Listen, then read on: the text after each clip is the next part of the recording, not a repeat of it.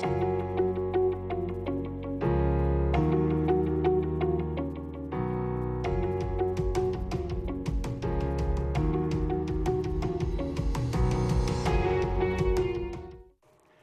and welcome to Epworth in Action. I'm Steve Taylor, your host. I'm the associate pastor here at Epworth United Methodist Church, and I'm in charge of all the media here at the church as well as our operations center here. This is where we broadcast 24 hours a day. If you're a Suddenlink cable customer, it's 24 hours a day on Channel 6, as well as our web streams of our worship services, this program, and also our Facebook Lives as well. So that all falls under my duties here at Epworth United Methodist Church. We're so glad you joined us for today's program on Epworth in Action. This doesn't come at naturally. I do have a talent for this. God's blessed me with a talent for all of this kind of work, but I did have to go and learn about this, and that's the focus of our program today. It's learning, because right now, with the way things are in our world with the COVID-19, the safer in place or safer at home that we're going through, and schools have had to go to distance learning. In other words, they're using different tools, Google Classroom, Zoom meetings, different things like that. And it's a different world right now. We've not had this happen that I can remember in my lifetime where anything of this magnitude has taken place. So this is all new territory. And so now learning is becoming a different way of having to do that.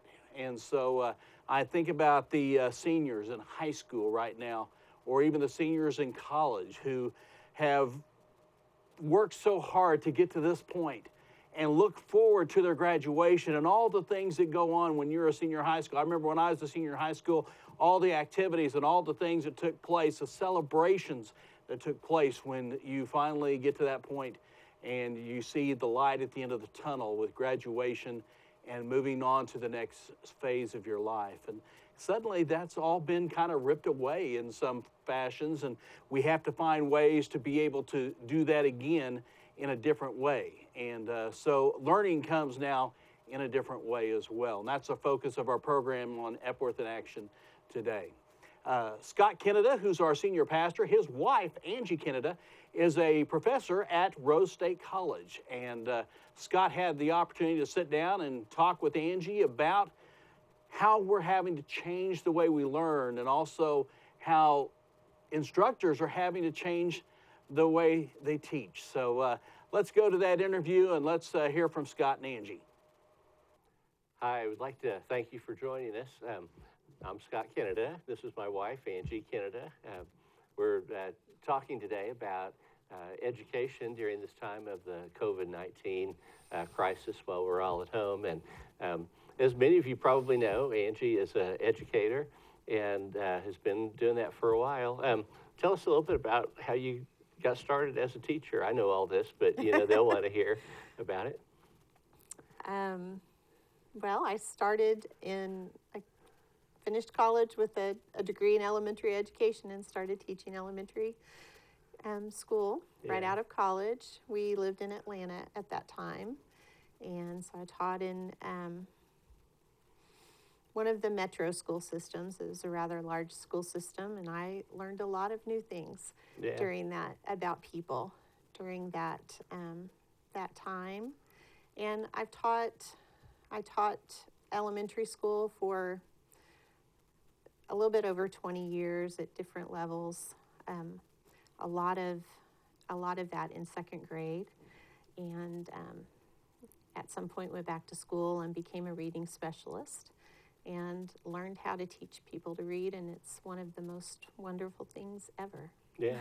So that was back in 1988 when we graduated. Way back. We've been doing this 32 years in education. Now I teach at Rose State Community College, and I work with students who need to increase their reading skills as they are beginning their college career. And I also work with students who I teach a college studies class, so the learning and practicing skills that help us to become better students. So a couple of things. One, this is a real different time for children in school, for students everywhere. It's different for teachers. The whole education system is kind of in a different experience than anyone had planned for. One of the things that you and I've always talked about is how we always have felt that we are our children's first teachers. They're adults now, so hopefully we've done that job well. But there are things that we knew that we were not relying upon the public school system to teach, or teach our children. Although, I mean, we always have been very supportive of public schools. But as parents, we felt like there were a lot of those kinds of other things, that there were certain things that we expected they would learn at school, and certain things from us. How would parents approach maybe some of those things today during this different kind of period than they would have been expecting? I think it's a really difficult time for parents and for the students, and for the teachers. The teachers are used to that contact with their students and benefit a lot from that. I know they're missing that.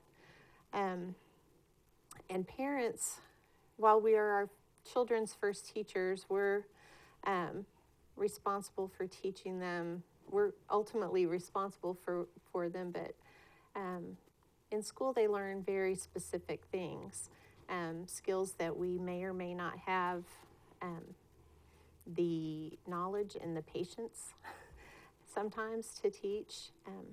I think one thing to remember is during this time we're all learning new things, and we need to forgive ourselves for not knowing everything, and be gracious to one another and try our best to move through it the best we can. Right. Yeah. So if as the teacher in this setting, as a parent, you don't know all the answers, like we ever know all the answers. Right. You know, but that's okay. Absolutely okay. Yeah. Yes. Okay. And that and so what are maybe some of the lessons that children maybe can be learning today that are different than, say, academic things? You know, about patience, about flexibility, about what are some of those you might think of? I think there's so many things, but kindness to one another, with one another, finding the value in every lesson, everything that we do, finding something we can learn from that. And I think most of the time we know that, but being very mindful of what we can learn from each situation. And also knowing that learning, the process of learning, is something we can really value at this time, that we don't know everything. And no matter whether we're 3, 7, 57, we're still learning and growing, and we never have failed. We've never failed as long as we're continuing to learn and grow. Yeah, that each moment then becomes an experience for learning. And it's about what is the lesson in this moment. Right. And during this time, there are going to be some different kinds of lessons that we learn, for sure. And I think that's a fabulous thing. You're teaching college now. When the semester began, before all this, I know, because you work out your plans and everything for the, your syllabus for the semester, and now all of a sudden, halfway in, you're no longer meeting with your students. Right. How's that been? It's been quite a challenge. I have always used technology in my teaching, or at least since 1990. But I've always used technology, but I've never taught a fully online course, and so it's been a very different experience.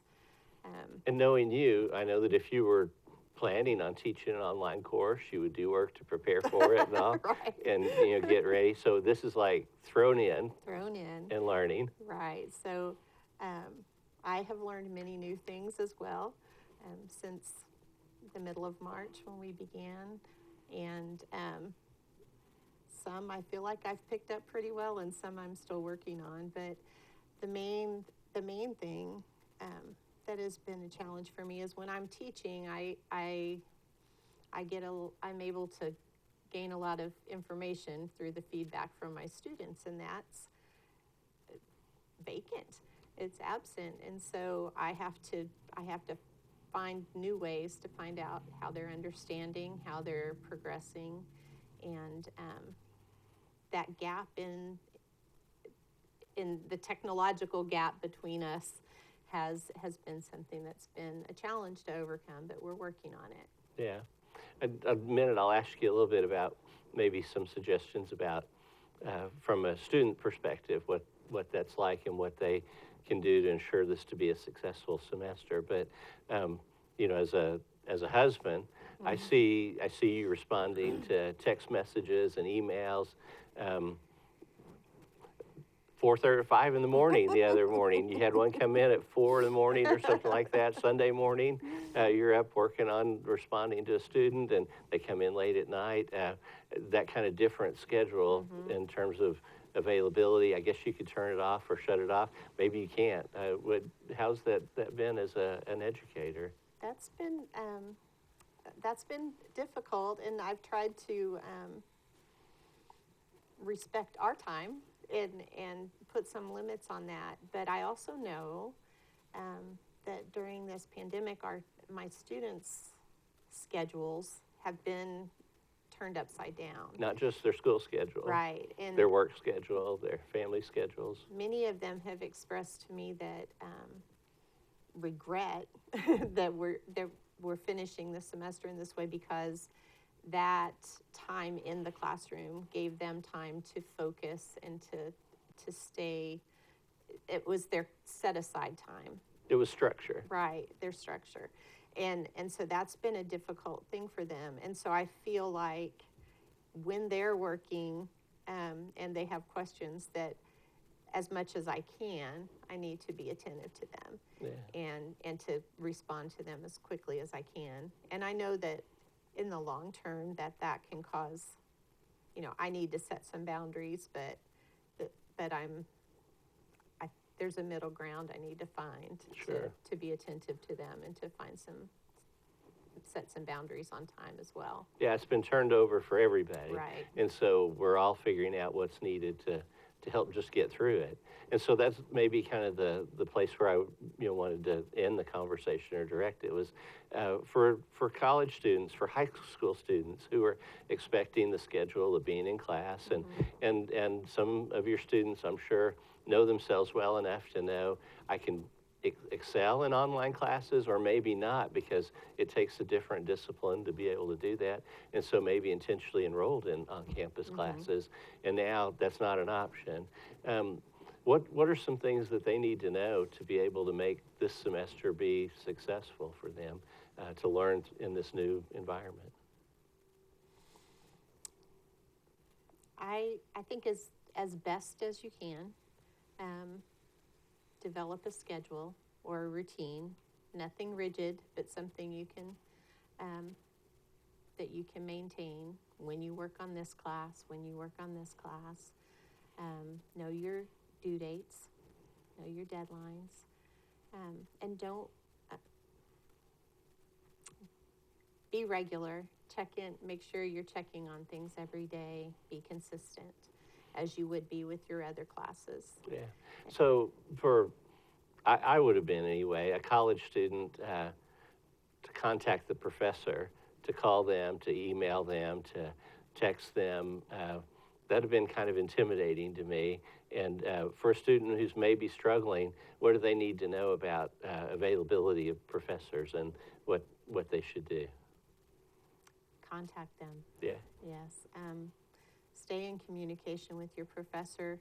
Ask questions, and get the information that you need.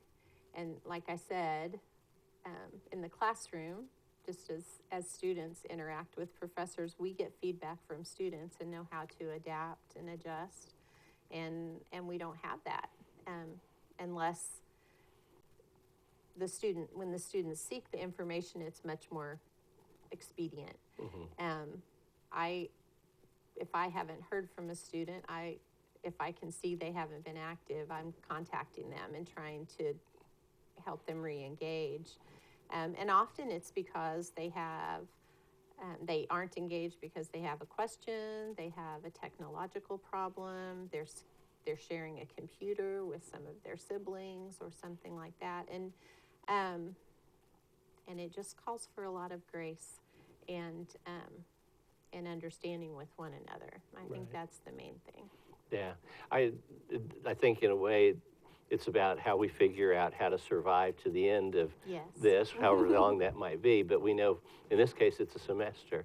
So it's about finding a way to complete the semester, to log the credits, to not fall behind in that, and then call it success, whatever that GPA may be, to just to be able to grab what they can from that semester, make sure it's completed in a positive way, and be ready to move to the next.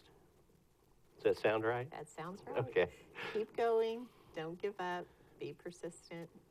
And don't be afraid to reach out. And reach out to others. Yeah, reach out to your professors or fellow classmates. Thanks for coming. I know, I'm used to kind of this side, and maybe you less so, but glad that we can do this together and to share with them. Thanks. Thank you. The first lesson I remember from childhood in Sunday school, I know I went lots of times before this, but the very first lesson I remember was learning the word rabbi. Maybe because it was a foreign language, a word. That word was something that I attached myself to. The teacher told us that Jesus was rabbi, that his disciples, his followers, called him rabbi. And that meant teacher, that Jesus is our teacher. He teaches us about life, about how we're to live with each other. He teaches us about how we're to love one another. And he teaches us, most of all, how much God loves us. God is our primary educator, that Christ is our rabbi. He is there for us. He's leading us through. And he's giving us this unique moment that we can take and we can learn and move forward in our lives. There are lessons for us to gain, lessons that maybe look more inward to the heart than about outward lessons that we're supposed to learn academically or about accomplishment through work. Maybe this is a time to learn more about who we are as children of God. I want to invite you this week to just invite Jesus to be your rabbi and you to be his student, to learn the lessons that he would bring to you during this time. It's great to see you all, and we'll look forward to talking to you again next week. Thank you, Scott, and thank you, Angie. And Scott, thank you for those encouraging words as we learn about rabbi and teacher and how Jesus is our teacher and how we should always be reminding ourselves of that each and every day of our lives. And we're so thankful you joined us here for Epworth in Action here on Epworth Television and on Suddenlink Channel 6. This program airs Wednesday evenings at 7 o'clock, and then we'll repeat on our Epworth Television channel on Suddenlink Channel 6, or you can find it on our YouTube channel as well as on our Facebook page as well. So different opportunities for you to catch this program if you don't catch it on its initial broadcast on Wednesdays at 7 o'clock. But we are so glad you joined us for Epworth in Action. We hope you have a blessed week and keep the chin up, keep the faith. We're getting there, lights at the end of the tunnel, and we're going to make it through it. So folks, have a blessed week.